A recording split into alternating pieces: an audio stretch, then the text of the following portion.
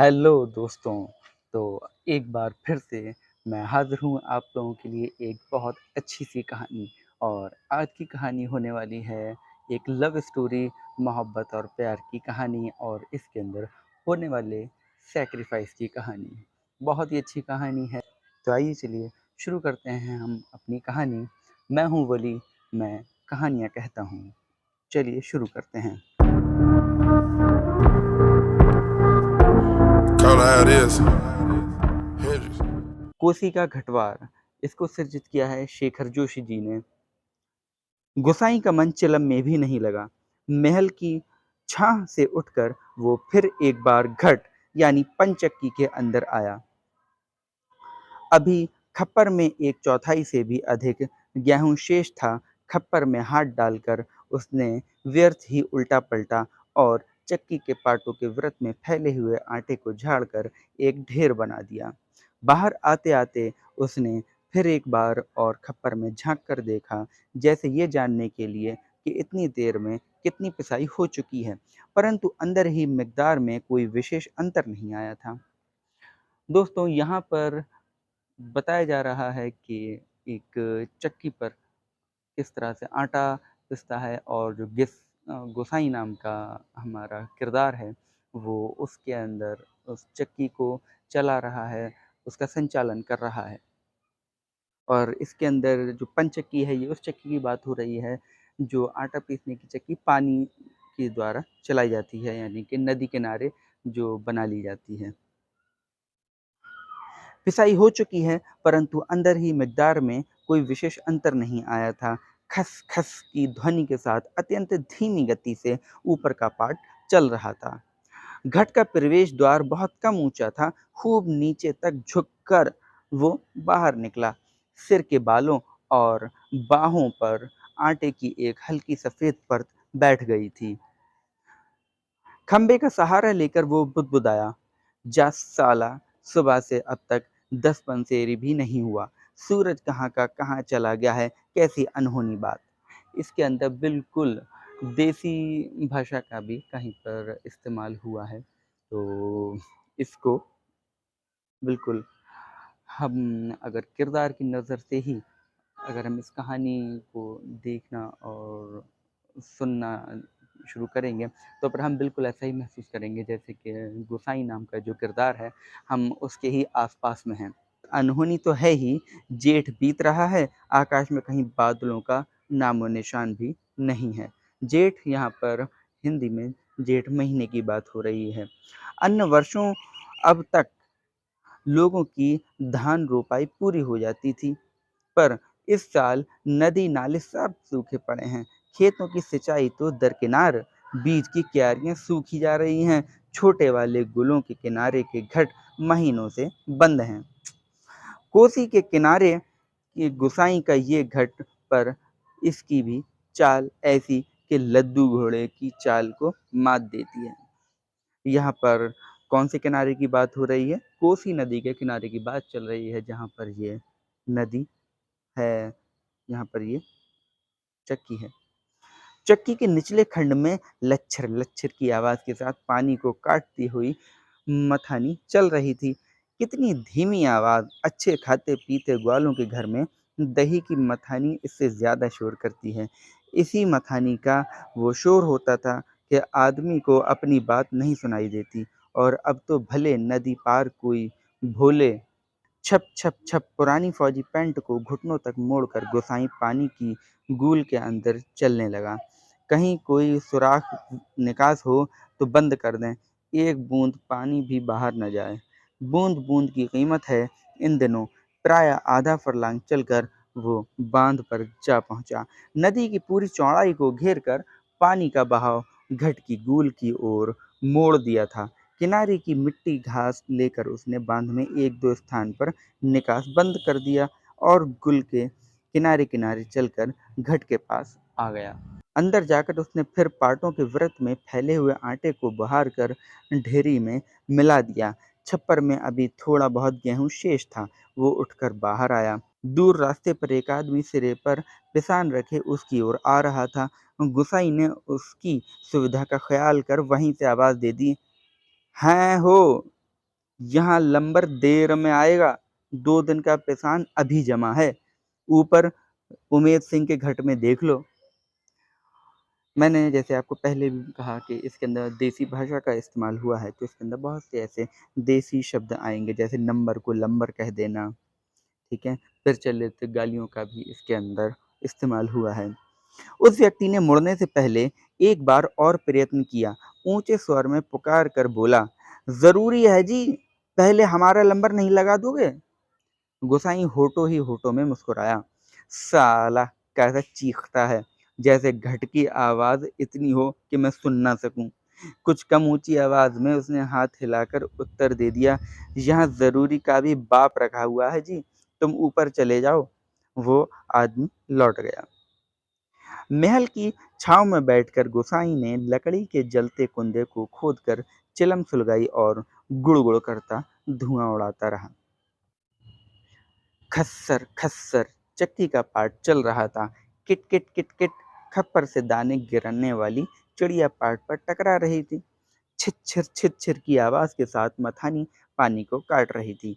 पत्थरों के बीच में टखने टखने तक फैला पानी क्या आवाज करेगा। पानी के गर्भ से निकलकर छोटे छोटे पत्थर भी अपना सिर उठाए आकाश को निहार रहे थे। दोपहरी ढलने पर भी इतनी तेज धूप, कहीं चिरैया भी नहीं बोलती, किसी प्राणी का प्रिय अप्रिय स्वर नहीं। सूखी नदी के किनारे बैठा गोसाई सोचने लगा, क्यों उस व्यक्ति को लौटा दिया। लौट तो वो जाता ही, घट के अंदर टच पड़े पिसान के थैलों को देखकर 2-4 क्षण की बातचीत का आसरा ही हो जाता। कभी कभी गोसाई को यह अकेलापन काटने लगता है, सूखी नदी के किनारे का ये अकेलापन नहीं, जिंदगी भर साथ देने के लिए जो अकेलापन उसके द्वार पर धरना देकर बैठ गया है, वही जिसे अपना कह सके। ऐसे किसी प्राणी का स्वर उसके लिए नहीं, पालतू कुत्ते बिल्ली का स्वर भी नहीं। क्या ठिकाना ऐसे मालिक का जिसका घर द्वार नहीं, बीवी बच्चे नहीं, खाने पीने का ठिकाना नहीं। घुटनों तक उठी हुई पुरानी फौजी पैंट के मोड़ को गोसाई ने खोल दिया। गूल में चलते हुए वो हिस्सा थोड़ा सा भीग गया था, पर इस गर्मी में उसे भीगी पैंट की यह शीतलता अच्छी लगी। पैंट की सलवटों को ठीक करते करते गोसाई ने हुक्के की नली से मुंह हटाया। उसके होठों में बाएं कोने पर हल्की सी मुस्कान उभर आई। बीती बातों की याद गोसाई सोचने लगा, इसी पैंट की बदौलत ये अकेलापन उसे मिला है। नहीं, याद करने को मन नहीं करता। पुरानी, बहुत पुरानी बातें वो भूल गया है, पर हवलदार साहब की पैठ की बात उसे नहीं भूलती। ऐसी ही फौजी पैंट पहनकर हवलदार धर्म सिंह आया था। लॉन्ड्री की धुली, नोकदार क्रीज वाली पैंट। वैसी ही पैंट पहनने की महत्वाकांक्षा लेकर गोसाई फौज में गया था, पर फौज से लौटा तो पैंट के साथ साथ जिंदगी का अकेलापन भी उसके साथ आ गया। पैंट के साथ और भी कितनी ही स्मृतियां मुखर हैं। उस बार की छुट्टियों की बात, कौन महीना, हाँ बैसाख ही तो था। सिर पर क्रॉस खुखरी के क्रेस्ट वाली काली किश्तीनुमा टोपी को तिरछा रखकर फौजी वर्दी पहने वो पहली बार एनुअल लीव पर घर आया, तो चीड़वन की आग की तरह खबर इधर उधर फैल गई थी। बच्चे बूढ़े सभी उससे मिलने आए थे। चाचा का गोठ एकदम भर गया था। ठसा ठस बिस्तर की नई एकदम साफ जगमग लाल नीली धारियों वाली दरी आंगन में बिछानी पड़ी थी लोगों को बिठाने के लिए। खूब याद है, आंगन का गोबर दरी में लग गया था। बच्चे बूढ़े सभी आए थे। सिर्फ चना गुड़ या हल्द्वानी के तंबाकू का लोभ नहीं था। कल के शर्मीले गुसाई को इस नए रूप में देखने का कौतूहल भी था।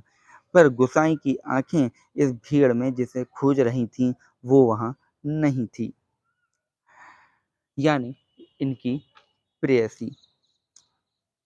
नाले पार के अपने गांव से भैंस के कट्टिया को खोजने के बहाने दूसरे दिन लक्ष्मा आई थी। और इनकी प्रेयसी का यहाँ पर क्या नाम है, गोसाई की प्रेयसी का नाम है लक्ष्मा। पर गोसाई उस दिन उससे मिल ना सका। गांव के छोकरे ही गोसाई की जान को बवाल हो गए थे। बुढ़े नरसिंह प्रधान उन दिनों ठीक ही कहते थे। आजकल गुसाई को देखकर सोबनिया का लड़का भी अपनी फटी घेर की टोपी को तिरछी पहनने लग गया है। दिन रात बिल्ली के बच्चों की तरह छोकरे उसके पीछे लगे रहते थे, सिगरेट, बीड़ी या गपशप के लोभ में। एक दिन बड़ी मुश्किल से मौका मिला था उसे। लक्ष्मा को पात पतेल के लिए जंगल जाते देखकर वो छोकरों से कांकड़ के शिकार का बहाना बनाकर अकेले जंगल को चल दिया था। गांव की सीमा से बहुत दूर काफल के पेड़ के नीचे गोसाई के घुटने पर सिर रखकर लेटी लेटी लक्ष्मा काफल खा रही थी। काफल यहाँ पर एक फल का नाम है। पके गदराए गहरे लाल लाल काफल। खेल खेल में काफलों की छीना झपटी करते गोसाई ने लक्ष्मा की मुट्ठी भींच दी थी। टप टप काफलों का गाढ़ा लाल रस उसकी पैंट पर गिर गया था। लक्ष्मा ने कहा था, इसे यहीं रख जाना, मेरी पूरी बाह की कुर्ती इसमें से निकल आएगी। वो खिलखिलाकर अपनी बात पर स्वयं ही हंस दी थी। पुरानी बात क्या कहा था गोसाई ने, याद नहीं पड़ता। तेरे लिए मखमल की कुर्ती ला दूंगा मेरी सुबह, या कुछ ऐसा ही। पर लक्ष्मा को मखमल की कुर्ती किसने पहनाई? पहाड़ी पार के रमुआ ने, जो तुरी निशान लेकर उसे ब्याने आया था। मतलब प्रेयसी तो थी वो गुसाई की, लेकिन उसे कोई दूसरा व्यक्ति जिसका नाम रमुआ इसके अंदर दिया गया है, उसे उसकी शादी कर दी गई थी। जिसके आगे पीछे भाई बहन नहीं, माई बाप नहीं, परदेश में बंदूक की नोक पर जान रखने वाले को छोकरी कैसे दे दें हम, लक्ष्मा के बाप ने कहा था। उसका मन जानने के लिए गुसाई ने टेढ़े तिरछी बात चलवाई थी। उसी साल मंगसिर को एक ठंडी उदास शाम को गुसाई की यूनिट के सिपाही किशन सिंह ने क्वार्टर मास्टर स्टोर के सामने खड़े खड़े उससे कहा था, हमारे गांव के राम सिंह ने जिद की तभी छुट्टियां बढ़ानी पड़ी। इस साल उसकी शादी थी। खूब अच्छी औरत मिली है यार, शक्ल सूरत भी खूब है, एकदम पटाखा, बड़ी हंसमुख है। तुमने तो देखा ही होगा, तुम्हारे गांव के नज़दीक की है, लक्ष्मा लक्ष्मा कुछ ऐसा ही नाम है। गोसाई को याद नहीं पड़ता कौन सा बहाना बनाकर वो किशन सिंह के पास से चला आया था। मतलब किशन सिंह लक्ष्मा की तारीफ कर रहा था, वो भी गोसाई से ही। रमडे था उस दिन। हमेशा आधा पैग लेने वाला गुसाई उस दिन 2 पैग रम लेकर अपनी चारपाई पर पड़ गया था। हवलदार मेजर ने दूसरे दिन पेशी करवाई थी, मलेरिया प्रिकॉशन न करने के अपराध में। सोचते सोचते गुसाई बुदबुदाया, साला एडजुटेंट। गुसाई सोचने लगा, उस साल छुट्टियों में घर से विदा होने से एक दिन पहले वो मौका निकालकर लक्ष्मा से मिला था। गंगानाथ जी की कसम, जैसा तुम कहोगे मैं वैसा ही करूंगी, आंखों में आंसू भरकर लक्ष्मा ने कहा था। वर्षों से वो सोचता है कभी लक्ष्मा से भेंट होगी तो वह अवश्य कहेगा कि वो गंगानाथ का जागर लगाकर प्रायश्चित जरूर कर लें। देवी देवताओं की झूठी कस्में खाकर उन्हें नाराज करने से क्या लाभ। जिस पर भी गंगानाथ का कोप हुआ वो कभी फल फूल नहीं पाया। पर लक्ष्मा से कब भेंट होगी ये वो नहीं जानता। लड़कपन से संगी साथी नौकरी चाकरी के लिए मैदानों में चले गए हैं।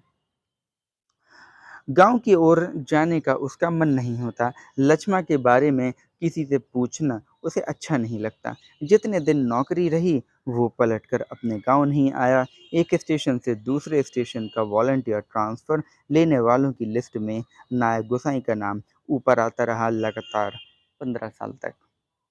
पिछले बैसाख में ही वो गांव लौटा। 15 साल बाद रिजर्व में आने पर काले बालों को लेकर गया था, खिचड़ी बाल लेकर लौटा है। लक्ष्मा का हठ उसे अकेला बना गया।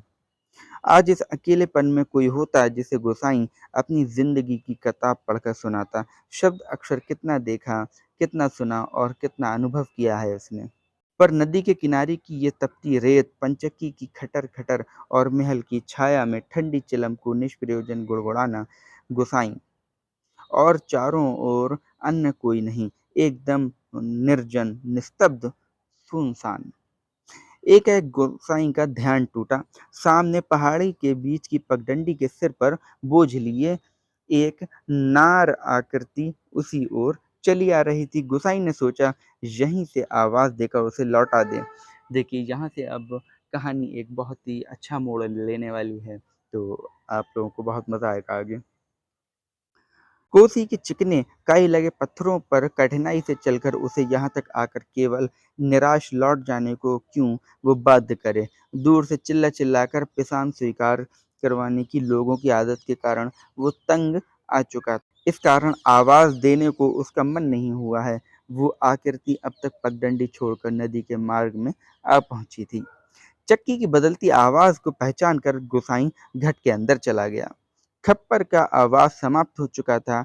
खप्पर में एक कम अन्न वाले थैले को उलटकर उसने अन्न का निकास रोकने के लिए काठ की चिड़ियों को उल्टा कर दिया। किट-किट का स्वर बंद हो गया। वो जल्दी-जल्दी आटे को थैले में भरने लगा। के अंदर मथानी की छिछिर छिछिर की आवाज़ें भी अपेक्षाकृत कम सुनाई दे रही थीं। केवल चक्की के ऊपर वाले पाट की घिसटती हुई घरघराहट का हल्का धीमा संगीत चल रहा था। तभी गोसाई ने सुना अपनी पीठ के पीछे घट के द्वार पर इस संगीत से भी मधुर एक नारी का कंठ स्वर। कब बारी आएगी? रात की रोटी के लिए भी घर में आटा नहीं है। सिर पर पिसान रखे एक स्त्री उसे ये पूछ रही थी। गोसाई को उसका स्वर परिचित सा लगा। चौंक कर उसने पीछे मुड़कर देखा। कपड़े में पिसान ढीला बंधा होने के कारण बोझ का एक सिरा उसके मुख के आगे आ गया। गोसाई उसे ठीक से नहीं देख पाया, लेकिन तब भी उसका मन जैसे आशंकित हो उठा। अपनी शंका का समाधान करने के लिए वो बाहर आने को मुड़ा, लेकिन तभी फिर अंदर जाकर पिसान के थैलों को इधर-उधर रखने लगा। काठ की चिड़ियाँ किट-किट बोल रही थीं और उसी गति के साथ गोसाई को अपने हृदय की धड़कन का आभास हो रहा था। घट के छोटे कमरे में चारों ओर पिसे हुए अन्न का पूर्ण फैल रहा था। घट के छोटे कमरे में चारों ओर पिसे हुए अन्न का चूर्ण फैल रहा था, जो अब तक गोसाई के ऊपर पूरे शरीर पर छा गया था। इस कृत्रिम सफेदी के कारण वो वृद्ध-सा दिखाई दे रहा था। स्त्री ने उसे नहीं पहचाना। उसने दोबारा वे ही शब्द दोहराए, अब वो भी तेज़ धूप में बोझा सिर पर रखे हुए गोसाई का उत्तर पाने को आतुर थी। शायद नकारात्मक उत्तर मिलने पर वो उल्टे पाँव लौटकर किसी अन्य चक्की का सहारा लेती। दूसरी बार के प्रश्न को गोसाई न टाल पाया, उत्तर देना ही पड़ा। यहाँ पहले ही टीला लगा है, देर तो होगी ही, उसने दबे-दबे स्वर में कह दिया।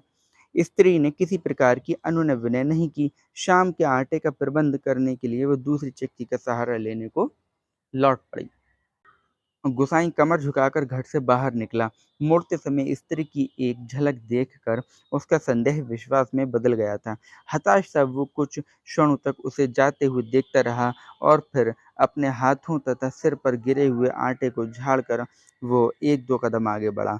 उसके अंदर की किसी अज्ञात शक्ति ने जैसे उसे वापस जाती हुई उस स्त्री को बुलाने को बाध्य कर दिया। आवाज़ देकर उसे बुला लेने को उसने मुँह खोला, परंतु आवाज़ न दे सका। एक झिझक, एक असमर्थता थी, जो उसका मुँह बंद कर रही थी। वो स्त्री नदी तक पहुँच चुकी थी। गोसाई के अंतर में तीव्र उथल-पुथल मच गई। इस बार आवेग इतना तीव्र था कि वो स्वयं को नहीं रोक पाया। लड़खड़ाती आवाज़ में उसने पुकारा, "लक्ष्मण!" घबराहट के कारण वो पूरे ज़ोर से आवाज़ नहीं दे पाया था। स्त्री ने ये आवाज़ नहीं सुनी। इस बार गोसाई ने स्वस्थ होकर पुनः पुकारा, "लक्ष्मण!" लक्ष्मण ने पीछे मुड़कर देखा। मायके में उसे सभी इसी नाम से पुकारते थे। वो संबोधन उसके लिए स्वाभाविक था, परंतु उसे शंका शायद ये थी कि चक्की वाला एक बार पिसान स्वीकार न करने पर भी उसे बुला रहा है, या उसे केवल भ्रम हुआ है। उसने वहीं से पूछा, "मुझे पुकार रहे हैं जी?" गोसाई ने संयत स्वर में कहा, "हाँ, ले आओ, हो जाएगा।" लक्ष्मण क्षण भर रुकी और फिर घट की ओर लौट आई। अचानक साक्षात्कार होने का मौका न देने की इच्छा से गोसाई व्यस्तता का प्रदर्शन करता हुआ महल की छाँव में चला गया। लक्ष्मण पिसान का थैला घट के अंदर रख आई। बाहर निकलकर उसने आंचल के कोर से मुँह पोंछा। तेज धूप में चलने के कारण उसका मुँह लाल हो गया था। किसी पेड़ की छाया में विश्राम करने की इच्छा से उसने इधर-उधर देखा। महल के पेड़ की छाया को छोड़कर अन्य कोई बैठने लायक स्थान नहीं था। वो उसी ओर चलने लगा। गुसाई की उदारता के कारण ऋणी सी होकर ही जैसे उसने निकट आते आते कहा, तुम्हारे बाल बच्चे जीते रहें। घटवार जी, तुम्हारे बाल बच्चे जीते रहें। बड़ा उपकार का काम कर दिया तुमने। ऊपर के घट में भी न जाने कितनी देर में नंबर मिलता। अजात संतति के प्रति दिए अजात संतति के प्रति दिए गए आशीर्वचनों को गोसाई ने मन ही मन विनोद के रूप में ग्रहण किया। इस कारण उसकी मानसिक उथल-पुथल कुछ कम हो गई। लक्ष्मा उसकी ओर देखे, इससे पूर्व ही उसने कहा, जीते रहें तेरे बाल बच्चे लक्ष्मा, मायके कब आई। गोसाई ने अंतर में घुमड़ती आंधी को रोककर ये प्रश्न इतने संयत स्वर में किया, जैसे वो भी अन्य इस आदमियों की तरह लक्ष्मा के लिए एक साधारण व्यक्ति हो।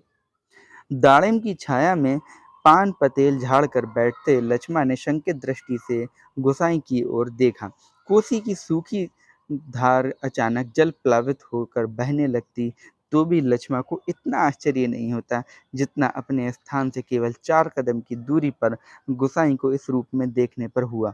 विस्मय से आंखें फाड़कर वो उसे देखे जा रही थी, जैसे अब भी उसे विश्वास न हो रहा हो कि जो व्यक्ति उसके सम्मुख बैठा है वो उसका पूर्व परिचित गोसाई ही है। तुम तुम जाने लक्ष्मा क्या कहना चाहती थी, शेष शब्द उसके कंठ में ही रह गए। हाँ, पिछले साल पलटन में लौट आया था, वक्त काटने के लिए ये घट लगवा लिया। गोसाई ने उसकी जिज्ञासा शांत करने के लिए कहा। होठों पर मुस्कान लाने की उसने असफल कोशिश की। कुछ क्षणों तक दोनों कुछ नहीं बोले। फिर गोसाई ने ही पूछा, बाल बच्चे ठीक हैं? आंखें जमीन पर टिकाए गर्दन हिलाकर संकेत से ही उसने बच्चों की कुशलता की सूचना दे दी। जमीन पर गिरे एक दाड़िम के फूल को हाथों में लेकर लक्ष्मा उसकी पंखुड़ियों को एक एक कर निरुद्देश्य तोड़ने लगी और गोसाई पतली सीख लेकर आग को कुरेदता रहा। बातों का क्रम बनाए रखने के लिए गोसाई ने पूछा, तू अभी और कितने दिन मायके में रहने वाली है। अब लक्ष्मा के लिए अपने को रोकना असंभव हो गया। टप टप टप वो सिर नीचा किए आंसू गिराने लगी। सिसकियों के साथ साथ उसके उठ से गिरते कंधों को गोसाई देखता रहा। उसे ये नहीं सूझ रहा था कि वो किन शब्दों में अपनी सहानुभूति प्रकट करे। इतनी देर बाद सहसा गोसाई का ध्यान लक्ष्मा के शरीर की ओर गया। उसके गले में काला चरेऊ यानी कि सुहाग का जो चिन्ह होता है वो नहीं था। हतप्रभ सा गोसाई उसे देखता रहा। अपनी व्यावहारिक अज्ञानता पर उसे बेहद झुंझलाहट हो रही थी। आज अचानक लक्ष्मा से भेंट हो जाने पर वो उन सब बातों को भूल गया जिन्हें वो कहना चाहता था। इन क्षणों में वो केवल मात्र श्रोता बनकर रह जाना चाहता था। गोसाई की सहानुभूतिपूर्ण दृष्टि पाकर लक्ष्मा आंसू पोंछते हुई अपना दुखड़ा रोने लगी। जिसका भगवान नहीं होता उसका कोई नहीं होता। जेठ जेठानी से किसी तरह पिंड छुड़ाकर यह माँ की बीमारी में आई थी, वो भी मुझे छोड़कर चली गई। एक अभागा मुझे रोने को रह गया है, उसी के लिए जीना पड़ रहा है, नहीं तो पेट पर पत्थर बांध कर कहीं डूब मरती, जंजाल कटता। यहाँ काका काकी के साथ रह रही हो? गुसाई ने पूछा। मुश्किल पड़ने पर कोई किसी का नहीं होता जी। बाबा की जायदाद पर उनकी आंखें लगी हैं, सोचते हैं कहीं मैं हक न जमा लूं। मैंने तो साफ साफ कह दिया, मुझे किसी का लेना देना नहीं है। जंगलात का लीसा ढो ढोकर अपना गुजर कर लूंगी, किसी की आंख का कांटा बनकर नहीं रहूंगी। गोसाई ने किसी प्रकार की मौखिक संवेदना नहीं प्रकट की, केवल सहानुभूतिपूर्ण दृष्टि से उसे देखता भर रहा। दाड़िम के वृक्ष से पीठ टिकाकर लक्ष्मा घुटने मोड़कर बैठी थी। गोसाई सोचने लगा, 15-16 साल किसी की जिंदगी में अंतर लाने के लिए कम नहीं होते। समय का ये अंतराल लक्ष्मा के चेहरे पर भी एक छाप छोड़ गया था, पर उसे लगा उस छाप के नीचे वो आज भी 15 वर्ष पहले की लक्ष्मा को ही देख रहा है। कितनी तेज धूप है इस साल।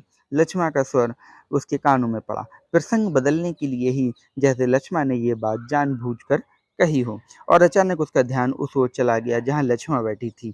दाड़िम की फैली फैली अधढकी डालों से छनकर धूप उसके शरीर पर पड़ रही थी। सूरज की एक पतली किरण न जाने कब से लक्ष्मा के माथे पर गिरी हुई एक लट को सुनहरी रंगीनी में डुबा रही थी। गुसाई एकटक उसे देखता रहा। दोपहर तो बीत चुकी होगी, लक्ष्मा ने प्रश्न किया तो गोसाई का ध्यान टूटा। हाँ, अब तो 2 बजने वाले होंगे।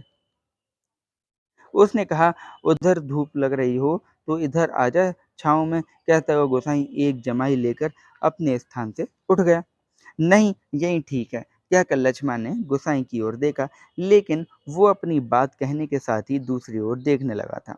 घट में कुछ देर पहले डाला हुआ पेशान समाप्ति पर था। नंबर पर रखे हुए पेशान की जगह उसने लाकर जल्दी-जल्दी लक्ष्मा का अनाज खप्पर में खाली कर दिया। धीरे-धीरे चलकर गोसाई गूल के किनारे तक गया। अपनी अंजुली से भर-भर कर उसने पानी पिया और फिर पास ही एक बंजर घट के अंदर जाकर पीतल और एल्युमिनियम के कुछ बर्तन लेकर आग के निकट आया।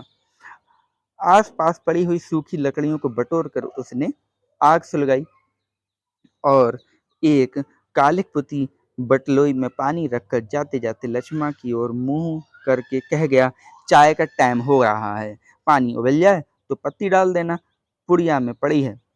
लक्ष्मा ने उत्तर नहीं दिया। वो उसे नदी की ओर जाने वाली पगडंडी पर जाता हुआ देखती रही। सड़क किनारे की दुकान से दूध लेकर लौटते-लौटते गोसाई को काफ़ी समय लग गया। वापस आने पर उसने देखा एक 6-7 वर्ष का बच्चा लक्ष्मा की देह से सटकर बैठा हुआ है। बच्चे का परिचय देने की इच्छा से जैसे लक्ष्मा ने कहा, इस छोकरे को घड़ी भर के लिए भी चैन नहीं मिलता। जाने कैसे पूछता-खूछता मेरी जान खाने को यहाँ भी पहुँच गया है। गोसाई ने लक्ष्य किया कि बच्चा बार-बार उसकी दृष्टि बचाकर माँ से किसी चीज़ के लिए ज़िद कर रहा है। एक बार झुँझलाकर लक्ष्मा ने उसे झड़क दिया, चुप रह, अभी लौटकर घर जाएँगे, इतनी सी देर में मरा क्यों जा रहा है? चाय के पानी में दूध डालकर गोसाई फिर उसी बंजर घट में गया। एक थाली में आटा लेकर वो गूल के किनारे बैठा-बैठा उसे गूँथने लगा। महल के पेड़ की ओर आते समय उसने साथ में 2-1 बर्तन और ले लिए। लक्ष्मा ने बटलोई में दूध चीनी डालकर चाय तैयार कर दी थी। एक गिलास, एक एल्युमिनियम का मग और एक एल्युमिनियम के मैश टिन में गोसाई ने चाय डालकर आपस में बाँट ली और पत्थरों से बने बेढंगे चूल्हे के पास बैठकर रोटियां बनाने का उपक्रम करने लगा। हाथ का चाय का गिलास जमीन पर टिकाकर लक्ष्मा उठी।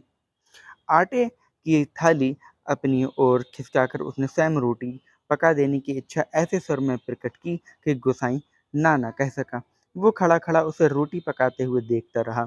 गोल-गोल डिबिया सरीखी रोटियां चूल्हे में खिलने लगीं। वर्षों बाद गोसाई ने ऐसी रोटियां देखी थीं, जो अनिश्चित आकार की फौजी लंगर की चपातियों या स्वयं उसके हाथ से बनी बेडौल रोटियों से एकदम भिन्न थीं। आटे की लोई बनाते समय लक्ष्मा के छोटे-छोटे हाथ बड़ी तेजी से घूम रहे थे। कलाई में पहने हुए चांदी के कड़े जब कभी आपस में टकरा जाते, तो खन-खन का एक अत्यंत मधुर स्वर निकालते।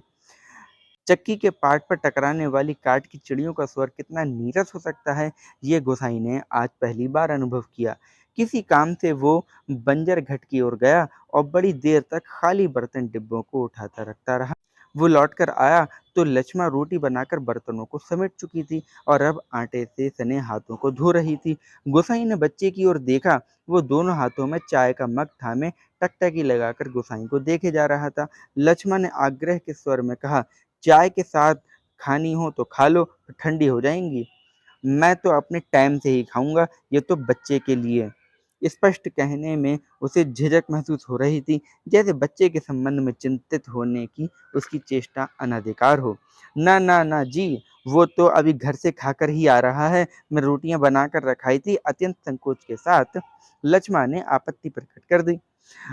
हाँ, यूँ ही कहती है, कहाँ रखी थी रोटियाँ घर में? ज़रा बताना। बच्चे ने रौंसी आवाज़ में वास्तविक स्थिति स्पष्ट कर दी। वो ध्यानपूर्वक अपनी माँ और इस अपरिचित व्यक्ति की बातें सुन रहा था और रोटियों को देखकर उसका संयम ढीला पड़ गया था। चुप! आँखें तरेर कर लक्ष्मा ने उसे डाँट दिया। बच्चे के इस कथन से उसकी स्थिति हास्यास्पद हो गई थी। लज्जा से उसका मुँह आरक्त हो गया। बच्चा है, भूख लगाई होगी, डाँटने से क्या फ़ायदा? गोसाई ने बच्चे का पक्ष लेकर 2 रोटियां उसकी ओर बढ़ा दी, परंतु मां की अनुमति के बिना उन्हें स्वीकारने का साहस बच्चे को नहीं हो रहा था। वो ललचाई दृष्टि से कभी रोटियों की ओर, कभी मां की ओर देख लेता था। गोसाई के बार-बार आग्रह करने पर भी बच्चा रोटियां लेने में संकोच करता रहा, तो लक्ष्मण ने उसे झिड़क दिया, मर, अब ले क्यों नहीं लेता? जहां जाएगा वहीं अपने लक्षण दिखाएगा। इससे पहले कि बच्चा रोना शुरू कर दे, गोसाई ने रोटियों के ऊपर एक टुकड़ा गुड़कर रखकर बच्चे के हाथ में दे दिया। भरी-भरी आंखों से इस अनोखे मित्र को देखकर बच्चा चुपचाप रोटी खाने लगा और गोसाई कौतुकपूर्ण दृष्टि से उसके हिलते हुए होठों को देखता रहा। इस छोटे से प्रसंग के कारण वातावरण में एक तनाव सा आ गया था, जिसे गोसाई और लक्ष्मण दोनों ही अनुभव कर रहे थे। स्वयं भी एक रोटी को चाय में डुबाकर खाते-खाते गोसाई ने जैसे इस तनाव को कम करने की कोशिश में ही मुस्कुराकर कहा, लोग ठीक ही कहते हैं, औरत के हाथ की बनी रोटियों में स्वाद ही दूसरा होता है। लक्ष्मण ने करुण दृष्टि से उसकी ओर देखा। गोसाई हो होकर खोखली हंसी हंस रहा था। कुछ साग सब्जी होती तो बेचारा एक आधी रोटी और खा लेता। गोसाई ने बच्चे की ओर देखकर अपनी विवशता प्रकट की। ऐसे ही खाने-पीने वाले की तकदीर लेकर पैदा होता तो मेरे भाग क्यों पड़ता? 2 दिन से घर में तेल-नमक नहीं है, आज थोड़े पैसे मिले हैं, आज ले जाऊँगी कुछ सौदा। हाथ से अपनी जेब टटोलते हुए गोसाई ने संकोचपूर्ण स्वर में कहा, लक्ष्मण। लक्ष्मण ने जिज्ञासा से उसकी ओर देखा। गोसाई ने जेब से एक नोट निकालकर उसकी ओर बढ़ाते हुए कहा, ले, काम चलाने के लिए ये रख ले, मेरे पास अभी और हैं। परसों दफ्तर से मनी ऑर्डर आया था। नहीं, नहीं, नहीं जी, काम तो चल ही रहा है, मैं इस मतलब से थोड़े कह रही थी, ये तो बात चली थी तो मैंने कहा, कहकर लक्ष्मण ने सहायता लेने से इनकार कर दिया। गोसाई को लक्ष्मण का ये व्यवहार अच्छा नहीं लगा। रूखी आवाज़ में वो बोला, दुख तकलीफ के वक्त ही आदमी आदमी के काम नहीं आया तो बेकार है। साला कितना कमाया कितना फूका हमने इस जिंदगी में, है कोई हिसाब? पर क्या फायदा, किसी के काम नहीं आया, इसमें एहसान की क्या बात है? पैसा तो मिट्टी है, साला किसी के काम नहीं आया तो मिट्टी, एकदम मिट्टी। परंतु गोसाई के इस तर्क के बावजूद भी लक्ष्मण अड़ी रही। बच्चे के सर पर हाथ फेरते हुए उसने दार्शनिक गंभीरता से कहा, गंगनाथ दाहिने रहें तो भले बुरे दिन निभ ही जाते हैं जी, पेट का क्या है, घट के खप्पर की तरह जितना डालो उतना कम हो जाए। अपने पराये प्रेम से हंस बोल दें तो वो दिन बहुत हैं दिन काटने के लिए। गुसाई ने गौर से लक्ष्मण के मुख की ओर देखा। वर्षों पहले उठे हुए ज्वार और तूफान का वहां कोई चिन्ह शेष नहीं था। वो अब सागर जैसे सीमाओं में बंधकर शांत हो चुका था। रुपया लेने के लिए लक्ष्मण से अधिक आग्रह करने का उसका साहस नहीं हुआ। पर गहरे असंतोष के कारण बुझा-बुझा सा वो धीमी चाल से चल-चल कर वहाँ से हट गया। सहसा उसकी चाल तेज़ हो गई और घट के अंदर जाकर उसने एक बार शंकित दृष्टि से बाहर की ओर देखा। लक्ष्मण उस ओर पीठ किए बैठी थी। उसने जल्दी-जल्दी अपने निजी आटे के टीन से 2 ढाई सेर के करीब आटा निकाल कर लक्ष्मण के आटे में मिला दिया और संतोष की एक साँस लेकर वो हाथ झाड़ता हुआ बाहर आकर बाँध की ओर देखने लगा। ऊपर बाँध पर किसी को घुसते हुए देखकर उसने हाँक दी। शायद खेत की सिंचाई के लिए कोई पानी तोड़ना चाहता था। बाँध की ओर जाने से पहले वो एक बार लक्ष्मण के निकट गया। पिसान पिस जाने की सूचना उसे देकर वापस लौटते हुए फिर ठिठक कर खड़ा हो गया। मन की बात कहने में जैसे उसे झिझक हो रही हो। अटक-अटक कर वो बोला, लक्ष्मण। लक्ष्मण ने सिर उठाकर उसकी ओर देखा। गोसाई को चुपचाप अपनी ओर देखते हुए पाकर उसे संकोच होने लगा। वो न जाने क्या कहना चाहती है। इस बात की आशंका से उसके मुंह का रंग अचानक फीका होने लगा। पर गोसाई ने झिझकते हुए केवल इतना ही कहा, कभी 4 पैसे जुड़ जाएं तो गंगनाथ का जागर लगाकर भूल चूक की माफी मांग लेना। पूत परिवार वालों को देवी देवता के कोप से बचा रहना चाहिए। लक्ष्मण की बात सुनने के लिए वो नहीं रुका। दोस्तों, आपको पता होगा कि उसने ये जुमला क्यों कहा था, क्योंकि लक्ष्मण ने बहुत साल पहले गोसाई से ही गंगनाथ जी की ही कसम लेकर कहा था कि जो कहोगे मैं वही करूँगी। पानी तोड़ने वाले खेतिहर से झगड़ा निपटाकर कुछ देर बाद लौटते हुए उसने देखा, सामने वाले पहाड़ की पगडंडी पर सर पर आटा लिए लक्ष्मण अपने बच्चे के साथ धीरे-धीरे चली जा रही थी। वो उन्हें पहाड़ी के मोड़ तक पहुँचने तक टकटकी बाँधे देखता रहा। घर के अंदर काठ की चिड़ियां अब भी किट-किट आवाज़ कर रही थीं। चक्की का पार्ट खिस्सर-खिस्सर चल रहा था और मथानी की पानी काटने की आवाज़ आ रही थी और कहीं कोई स्वर नहीं, सब सुनसान, निस्तब्ध। तो दोस्तों, देखा आपने ये कितनी शानदार, कितनी खूबसूरत कहानी थी जो कि शेखर जोशी जी ने लिखी थी।